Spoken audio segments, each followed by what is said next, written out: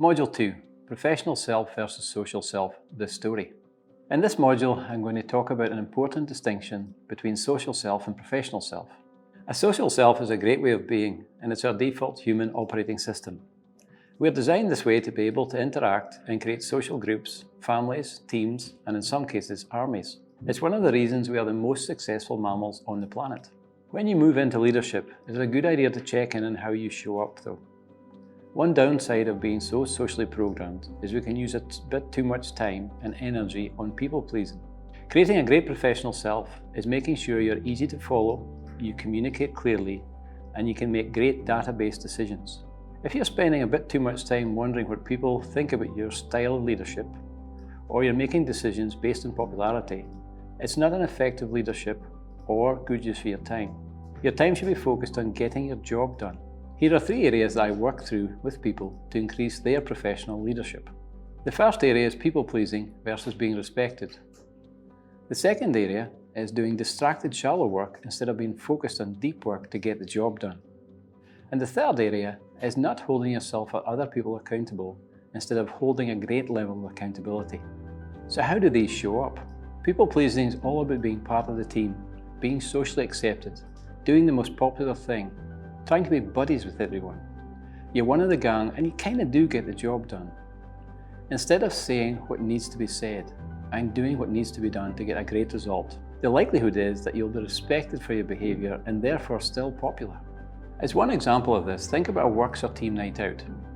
You go along because it's good to be part of the team, enjoy some relaxed conversation and get to know the people you work with a bit more.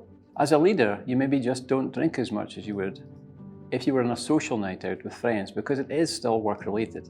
You set yourself a sensible time to go home, the respectable time to go home, instead of partying all night with the party animals. This generally means the next day at work is easier for you because you're not the talk of the water cooler. Your karaoke is not discussed and you're unlikely to be in HR's office. And if you are in HR's office, that's because you're on the other side of the table.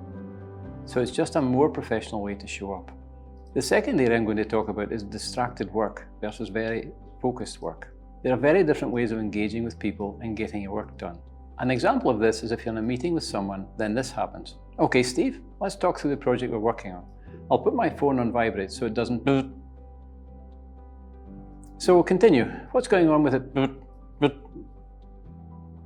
Yes, let's do that, Steve. That sounds fine. But actually you haven't said much. It hasn't been very focused. It's very shallow, distracting work and not a respectful way to behave with anyone. And the result is likely to be poor.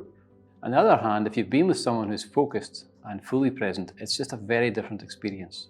It feels good to be in the conversation around the project. There's a level of purpose and discussion, taking the time it needs to fully explore the situation and create a great outcome. It's deep focused work that makes you feel good and it's a great way to get the job done.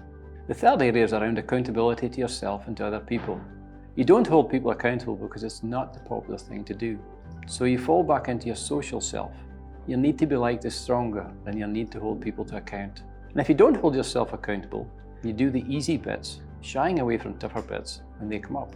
A great way to show accountability is to do what you say you will do every time. This is such a good behaviour and a great accountability test. An example of gotten accountability is a team meeting. So you organise a meeting for 10 people. 8 people turn up, a few minutes ahead of the time, ready to do the work. Then there's a nearly late person who looks a little harassed and just makes it on time, complaining about everything that led to just making it on time. Then there's a late person who arrives with a big mug of coffee 5 minutes late, causes a bit of disruption getting to their seat, and then asks, so how was everyone's weekend? And what have I missed? So what do? Well, the easy thing to do is say, in you come, it's okay you're a bit late, we'll catch you up on where you've got to. And how was your weekend? You lose a lot of time, and more important, the respect of the other people who made the effort and got there in time, ready to do the work. Or in my case, to help raise my own and my team's performance, you give people 1 minute after the start of the meeting time, then you lock the meeting room door. Even with the person's face being pushed up against the glass of the door saying, Steve, I'm here. You say, yep, I can see that you're here, but you're late, so we're not doing that. This is not good for our business. Right, everyone, let's keep going with our meeting. So although this might sound a little harsh, it's a great way to set the bar and the performance level you expect from yourself and your team. So in summary, there are 3 areas that help people create a great professional self. that is good to work with and is focused on getting the job done.